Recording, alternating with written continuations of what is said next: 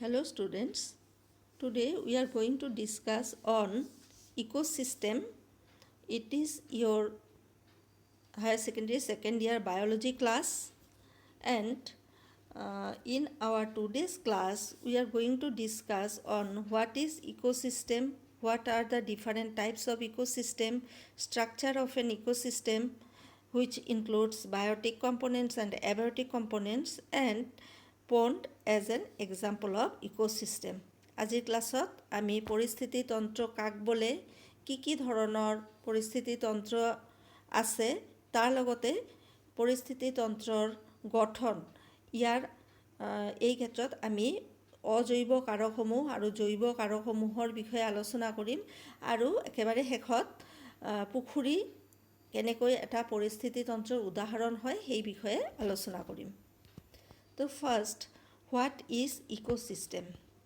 Ecosystem is a self-sustained and self-regulated segment of nature where living organisms interact and exchange materials among themselves and with their physical environment. The term ecosystem was coined by A. Tinsley. A. Tinsley 1935ত প্ৰথম ecosystem শব্দটো প্ৰৱৰ্তন কৰিছিলে আৰু ইক'ছিষ্টেমৰ আমি সংজ্ঞা এনেদৰে দিব পাৰোঁ যে যি বিশেষ পদ্ধতিত কোনো বসতি স্থানৰ জীৱগোষ্ঠীবোৰ এটাই আনটোৰ লগত আৰু সেই বসতি অঞ্চলৰ অজৈৱ পৰিৱেশৰ লগত প্ৰতিক্ৰিয়া কৰি এটা সুস্থিৰ তন্ত্ৰ গঠন কৰি থাকে, সেই ক্ৰিয়া পদ্ধতিটোক আমি পৰিস্থিতি তন্ত্ৰ বুলি ক'ব পাৰোঁ। অৰ্থাৎ in simple, we can define ecosystem as an ecosystem is a group of biotic communities of species interacting with one another and with their non-living environment exchanging energy and matter. অৰ্থাৎ এই পৰিস্থিতি তন্ত্ৰটো এটা কাৰ্যকৰী একক য'ত জৈৱ আৰু অজৈৱ উপাদানসমূহে এনেদৰে সম্পৰ্কিত হয় যে সিহঁতৰ মাজত পুষ্টিৰ চক্ৰ আৱৰ্তিত হয় আৰু তাৰ লগতে শক্তিৰ প্ৰবহন সম্ভৱ হয়। ডিফাৰেণ্ট টাইপছ অফ ইক'ছিষ্টেম, বিভিন্ন ধৰণৰ পৰিস্থিতি তন্ত্ৰসমূহ। চ' accordingly, ecosystem can be divided into two types, natural and artificial ecosystem or man-made ecosystem. Example of natural ecosystem are forest, grassland, desert, lake, etc. And of man-made or artificial ecosystem are crop fields and aquarium. তো পৰিস্থিতি তন্ত্ৰক আমি প্ৰাকৃতিক বা কৃত্ৰিম অথবা মানৱসৃষ্ট পৰিস্থিতি তন্ত্ৰত ভাগ কৰিব পাৰোঁ। অৰণ্য, তৃণভূমি, মৰুভূমি, হ্ৰদ ইত্যাদিবোৰ হ'ল প্ৰাকৃতিক পৰিস্থিতি তন্ত্ৰৰ উদাহৰণ। আনহাতে খেতিৰ পথাৰ এখন বা একুৰিয়াম এটা মানৱসৃষ্ট বা কৃত্ৰিম পৰিৱেশ তন্ত্ৰৰ বা পৰিস্থিতি তন্ত্ৰৰ উদাহৰণ। টেৰেষ্ট্ৰিয়েল এণ্ড একুৱেটিক ইক'ছিষ্টেম, আকৌ ইয়াৰ গঠন অনুযায়ী আমি স্থলজ বা জলজ পৰিস্থিতি তন্ত্ৰত আমি ভগাব পাৰোঁ। স্থলজ পৰিস্থিতি তন্ত্ৰ হৈছে যেনে ফৰেষ্ট, ডেজাৰ্ট, গ্ৰাছলেণ্ড, মানে তোমাৰ অৰণ্য, মৰুভূমি, তৃণভূমি অঞ্চলসমূহ হ'ল তোমাৰ স্থলজ পৰিস্থিতি তন্ত্ৰ। Similarly ocean, river, wetland, lake, pond are examples of aquatic ecosystem. পুখুৰী, হ্ৰদ, জলভূমি, নদী, সাগৰ ইত্যাদিবোৰ হৈছে জলজ পৰিস্থিতি তন্ত্ৰৰ উদাহৰণ। নাও ষ্ট্ৰাকচাৰ অফ এন ইক'ছিষ্টেম, পৰিস্থিতি তন্ত্ৰ এটাৰ গঠন। Composition and organization of biological communities and abiotic components constitute the structure of an ecosystem. পৰিস্থিতি তন্ত্ৰ এটাত আমি কি দেখিলোঁ যে আমি ইয়াৰ যি সূত্ৰ বা ডেফিনেশ্যন আমি ক'লোঁ তাত দেখা পাইছোঁ যে বায়'টিক আৰু abiotic components are interacting to form the self-regulated and self-sustained system. গতিকে ইয়াত দুই ধৰণৰ কাৰক আমি পাম, এটা হ'ল জৈৱ কাৰক আৰু এটা হ'ল অজৈৱ কাৰক, the biotic components and abiotic components. Let's first see about the biotic structure, how the biotic structure of ecosystem is formed. জৈৱ উপাদানবোৰ কি কি, জৈৱ গঠন কেনেকুৱা? The plants, animals and microorganisms present in an ecosystem form the biotic components. These organisms have different nutritional behavior and status in the ecosystems and are accordingly known as producers or consumers based on how do they get their food. যে উদ্ভিদ, প্ৰাণী অথবা অণুজীৱ এইবোৰক লৈ পৰিস্থিতিতন্ত্ৰৰ জৈৱ এককবোৰ গঠন হয় আৰু এই প্ৰাণীবোৰে ইহঁতৰ খাদ্যৰ অভ্যাস বেলেগ বেলেগ আৰু ইক'চিষ্টেমত ইহঁতৰ অৱস্থানো বেলেগ বেলেগ হয় আৰু একেধৰণে ইহঁতক হয় উৎপাদক বা উপভোক্তাৰ শ্ৰেণীত আমি বিভক্ত কৰিব পাৰোঁ। খাদ্যাভ্যাসৰ ওপৰত ভিত্তি কৰি উৎপাদক আৰু উপভোক্তাৰ শ্ৰেণীত বিভক্ত কৰিব পাৰোঁ। ফাৰ্ষ্ট দ্য প্ৰডিউচাৰ্ছ মানে উৎপাদক। They are mainly the green plants which can synthesize their food themselves by making use of carbon dioxide present in the air and water present in the soil in the presence of sunlight by involving chlorophyll, the green pigment present in the leaves, through a process known as photosynthesis. সেউজীয়া উদ্ভিদবোৰে নিজৰ খাদ্য নিজে তৈৰি কৰিব পাৰে। সেউজীয়া উদ্ভিদে সৌৰ শক্তি গ্ৰহণ কৰি বায়ুত থকা কাৰ্বন ডাই অক্সাইড আৰু শিপাৰ দ্বাৰা আহৰণ কৰা পানীৰ দ্বাৰা পত্ৰশৰীৰত থকা পাতত খাদ্য তৈয়াৰ কৰে আৰু এই খাদ্যখিনিয়ে গোটেই পৰিস্থিতিতন্ত্ৰটোৰ কাৰণে গঠন কৰা বা উৎপাদন কৰা মুঠ খাদ্য। গতিকে ইহঁতক সেইকাৰণে অট'ট্ৰপছ বা স্বপোষী উদ্ভিদ বুলিও বা স্বপোষী উপাদান বুলিও কোৱা হয়। নেক্সট ইজ দ্য কনজিউমাৰ্ছ মানে উপভোক্তা। All organisms which get their organic food by feeding upon other organism R cold consumers. উপভোক্তা বুলিলে আমি সেইবোৰ প্ৰাণীক বুজিম যিবোৰ প্ৰাণীয়ে অন্য প্ৰাণীক খাদ্য হিচাপে গ্ৰহণ কৰি জীয়াই থাকে। কনজিউমাৰ বা উপভোক্তাক আমি বিভিন্ন ভাগত ভাগ কৰিব পাৰোঁ। Number 1 is the herbivores or primary consumers. ইহঁতক তৃণভোজী প্ৰাণী বা প্ৰাথমিক উপভোক্তা বুলি আমি ক'ব পাৰোঁ। They feed directly on producers and hence are known as primary consumers, for example rabbit, insect etcetera. তো যিবোৰ তৃণভোজী প্ৰাণী, এই প্ৰাণীবোৰে কি কৰে, প্ৰত্যক্ষভাৱে উদ্ভিদ বা উৎপাদকৰ ওপৰত নিৰ্ভৰ কৰি জীয়াই থাকে। সেইকাৰণে ইহঁতক প্ৰাথমিক উপভোক্তা বুলিও কোৱা হয়।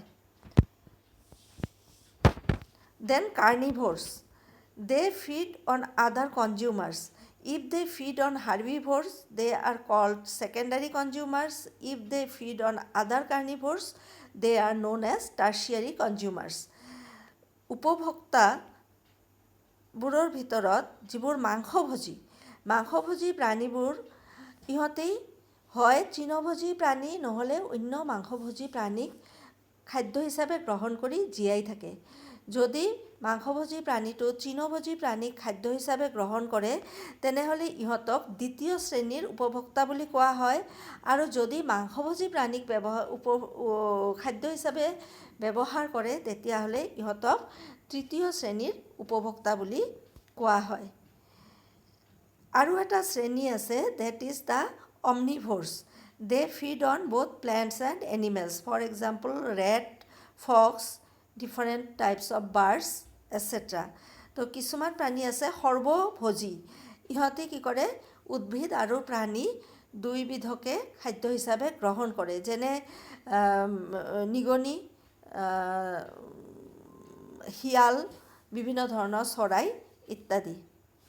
Then the detritivores, that means detritus feeder or saprotrophs. They feed on the parts of dead organisms, waste of living organisms, and partially decomposed matter. For example, beetles, termites, ants, crabs, earthworms, etc. যিবোৰ ডেট্ৰিটিভোৰ্ছ বা মৃতভোজী প্ৰাণীবোৰক চেপ্ৰ'ট্ৰপছ বুলিও কোৱা হয়। ইহঁতি অন্য প্ৰাণীৰ মৃত শৰীৰ বা গেলা পচা জীৱ জন্তু ইত্যাদি খাই জীয়াই থাকে, যেনে বিভিন্ন ধৰণৰ বিটিল, পৰুৱা, কেঁকোৰা, কেঁচু ইত্যাদি। Then comes the decomposers. Decomposersবোৰ হ'ল তোমাৰ বিয়োজক। ডিকম্প'জাৰবোৰক বিয়োজক বুলি কোৱা হয়। They derive their nutrition by breaking down the complex organic molecules to simpler organic compounds and ultimately into inorganic nutrients. Various bacteria and fungi are decomposers. এইবিলাক নিম্ন খাপৰ প্ৰাণী হয়, সাধাৰণতে অণুজীৱ বা কিছুমান সাধাৰণ প্ৰাণীও দেখিবলৈ পোৱা যায়। উদ্ভিদ বা প্ৰাণীৰ মৃত্যুৰ পিছত এই দেহবোৰত থকা জটিল যৌগবোৰ বেক্টেৰিয়া, ফাংগি বা এনেকুৱা অনুবীক্ষণীয় এককোষী প্ৰাণীবোৰে নিজৰ খাদ্য হিচাপে গ্ৰহণ কৰে আৰু এই খাদ্য গ্ৰহণৰ সময়ত বিয়োজিত সৰল পদাৰ্থসমূহ পুনৰ পৰিৱেশলৈ ঘূৰি আহে আৰু সেইবোৰে আকৌ অন্য উদ্ভিদে গ্ৰহণ কৰিব পাৰে। ইয়াৰ উদাহৰণস্বৰূপে আমি বেক্টেৰিয়া, ভেঁকুৰ ইত্যাদি নাম ক'ব পাৰোঁ। Then abiotic structures.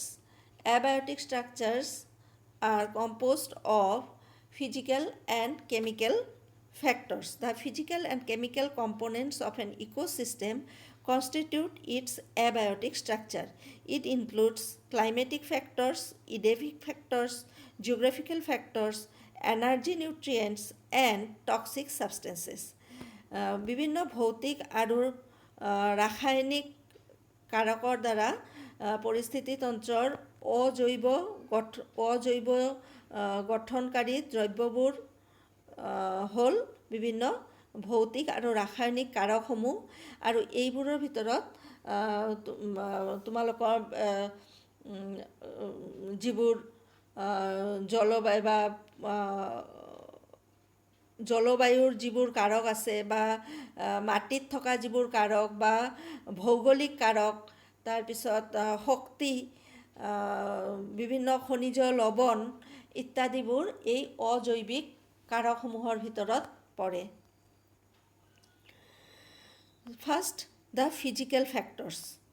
The sunlight and shade, intensity of solar flux, duration of sun hours, average temperature, maximum minimum temperature, annual rainfall, wind, latitude and altitude, soil type, water availability, water currents, etc. are some of the important physical features which have a strong influence on the ecosystem.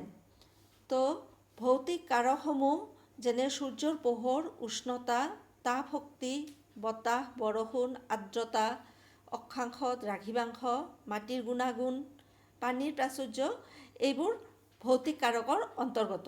এই কাৰকসমূহে পৰিস্থিতি তন্ত্ৰৰ ওপৰত যথেষ্ট প্ৰভাৱ পেলায়। Then the chemical factors বা ৰাসায়নিক কাৰকসমূহ। Availability of major essential nutrients like carbon, nitrogen, phosphorus, potassium, hydrogen, oxygen, and sulfur, level of toxic substances, salts causing salinity, and various organic substances present in the soil or water largely influence the functioning of an ecosystem. Carbon, পানী, nitrogen, calcium, carbon ডাই oxide, hydrogen, oxygen ইত্যাদি বা তাৰ লগতে পানীত দ্ৰৱীভূত হৈ থকা নানা প্ৰকাৰৰ ধাতু, বায়ুমণ্ডলৰ কাৰ্বন, অক্সিজেন, নাইট্ৰজেন এইবোৰ আমাৰ ৰাসায়নিক কাৰক। গতিকে পৰিস্থিতিতন্ত্ৰৰ এই সকলোবোৰ জৈৱিক আৰু অজৈৱিক উপাদানে পৰস্পৰে পৰস্পৰৰ ওপৰত প্ৰভাৱ বিস্তাৰ কৰে। এই দুয়োটা উপাদানেই শক্তি আৰু পদাৰ্থৰ আদান প্ৰদান কৰি এটাই আনটোৰ লগত যোগসূত্ৰ স্থাপন কৰি আছে। এতিয়া আমি চাওঁ এটা ইক'ছিষ্টেমৰ উদাহৰণ হিচাপে পুখুৰী কেনেকৈ এটা পৰিস্থিতিতন্ত্ৰ হিচাপে কাম কৰে। পণ্ড as an example of ecosystem. A pond is a shallow water body in which all the above mentioned four basic components of an ecosystem are well exhibited. আমি যদি এটা পুখুৰী চাওঁ, পুখুৰীটো এটা অতি সৰু এটা পানীৰ বা জল পৰিস্থিতিতন্ত্ৰ, কিন্তু ইয়াত যি প্ৰধান চাৰিটা কম্পনেণ্ট বা উপাদান পৰিস্থিতিতন্ত্ৰ এটা গঠন কৰাৰ কাৰণে দৰকাৰ, এই গোটেইকেইটা ইয়াত আছে। এই চাৰিটা কি কি? যেনে abiotic factors, biotic factors and abiotic factors, physical factors, chemical factors, then biotic factors, producers and consumers. এই গোটেইকেইটা ইয়াত আছে। The abiotic components is the water with all the dissolved organic and inorganic substances and the rich soil deposited at the bottom of the pond. পুখুৰীটো এটা সৰু এটা পানীৰ অংশ আৰু ইয়াত বিভিন্ন ধৰণৰ জৈৱিক আৰু অজৈৱিক পদাৰ্থসমূহ দ্ৰৱীভূত হৈ থাকে আৰু পুখুৰীৰ তলৰ যি মাটি, সেই মাটিখিনিও অতি বিভিন্ন ধৰণৰ মিনাৰেলছ বা বিভিন্ন ধৰণৰ ধাতু ইত্যাদি দ্বাৰা চহকী হৈ থাকে। The solar input, the cycle of temperature, day length and other climatic conditions regulate the rate of function of the entire pond. এই গোটেই পুখুৰী পৰিস্থিতিতন্ত্ৰটোৰ নিয়ন্ত্ৰিত কৰে সূৰ্যৰ ৰশ্মি, উষ্ণতা ইত্যাদি কাৰকবোৰে। তো প্ৰথম আমি চাওঁ যে পুখুৰী পৰিস্থিতিতন্ত্ৰটোত জৈৱ কাৰক কি কি আছে। What are the biotic components present in the pond. The autotrophic components include phytoplankton, some algae and floating, submerged and marginal plants found at the edges. পুখুৰী পৰিস্থিতিতন্ত্ৰটোৰ যিখিনি অটোট্ৰপছ বা স্বপক্ষী উদ্ভিদ, এই স্বপক্ষী উদ্ভিদখিনি ফাইটোপ্লাংকটন বা তোমাৰ উদ্ভিদ প্লাৱক, বিভিন্ন ধৰণৰ এলগি বা শেলাই আৰু তাৰ লগতে বিভিন্ন ধৰণৰ উদ্ভিদ যিবোৰ পানীত উপঙি থকা বা পানীৰ তলত থকা বা পুখুৰীৰ গাত গজা উদ্ভিদবোৰৰ দ্বাৰা আমি বুজাব পাৰোঁ। পুখুৰীত থকা যে প্লাৱকসমূহ যেনে ক্লেমাইডোমোনাছ, স্পাইৰোগাইডা, উগনিয়াম, পিষ্টিয়া, লেমনা ইত্যাদিবোৰ, তেনেকৈ পানীত ডুব গৈ থকা যেনে তোমাৰ হাইড্ৰিলা, ইউট্ৰিকুলেৰিয়া এইবোৰ, আৰু পুখুৰীৰ মাটিত লাগি থকা যেনে তোমাৰ ভেলিছনেৰিয়া, টাইফা ইত্যাদি, ফ্লটিং বা ওপৰত ভাহি থকাৰ ভিতৰত ৱাটাৰ হায়াচিন্থ, এজোলা মানে পানী মেটেকা, তাৰপিছত তোমাৰ এজোলা ইত্যাদি, এইবোৰে কি কৰে তাৰ অটোট্ৰপিক বা স্বপক্ষী উদ্ভিদবোৰ, স্বপক্ষী উপাদানখিনি গঠন হয়। এই সকলোবোৰ যি উদাহৰণ দিয়া হ'ল, এই গোটেই উদাহৰণবোৰেই হৈছে সেউজীয়া উদ্ভিদ। গতিকে এইবোৰে অটোট্ৰপিক কম্পনেণ্ট বা প্ৰডিউচাৰ বা উৎপাদকৰ কাম কৰে। Consumers are represented by zooplanktons and free swimming and bottom dwelling forms. ঠিক তেনেকৈ কনজিউমাৰ বা উপভোক্তাবোৰ জু প্লেংটন যেনে ৰটিফাৰ, ডেফনিয়া, চাইক্লপছ ইত্যাদি জু প্লেংটন, আৰু তাৰ লগতে বিভিন্ন সাঁতুৰি ফুৰা প্ৰাণী অথবা পুখুৰীত তলৰ মাটিত থকা প্ৰাণীবোৰ যেনে বিভিন্ন ধৰণৰ মাছ, কাছ, কেঁকোৰা, তাৰপিছত বিভিন্ন ধৰণৰ ফাংগি, বেক্টেৰিয়া, এইবোৰে ফাংগি আৰু বেক্টেৰিয়াই ডিকম্প'জাৰ বা মৃতজীৱী বা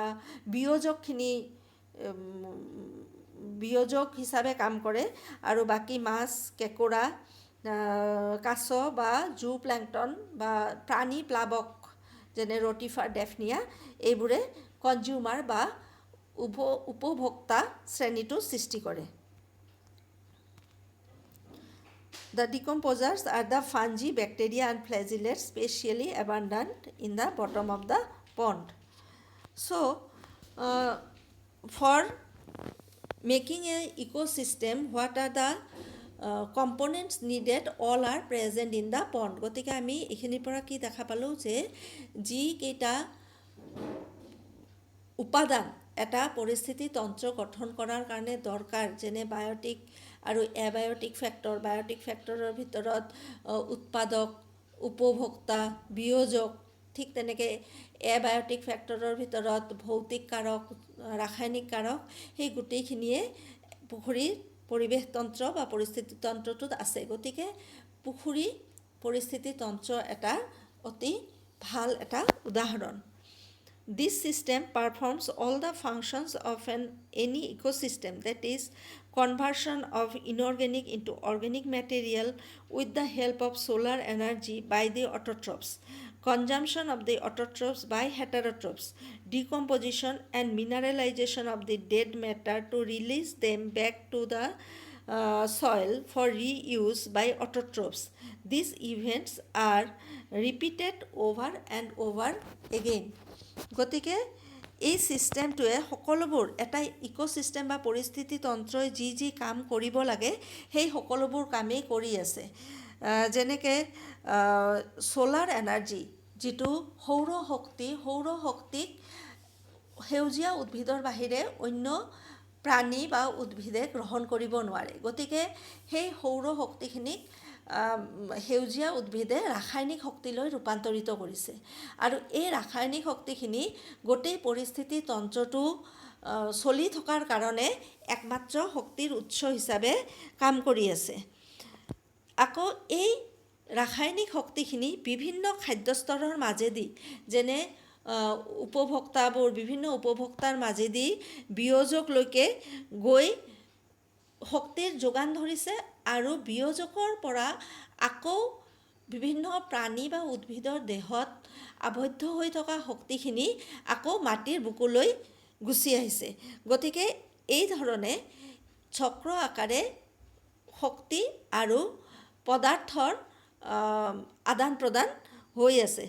গতিকে আমি ক'ব পাৰোঁ যে পুখুৰী এটা পৰিস্থিতি তন্ত্ৰৰ ভাল উদাহৰণ। Pond as an example of an ecosystem. So this is all about of today's class. Please go through it and feel free. If anything, please ask me if you have to know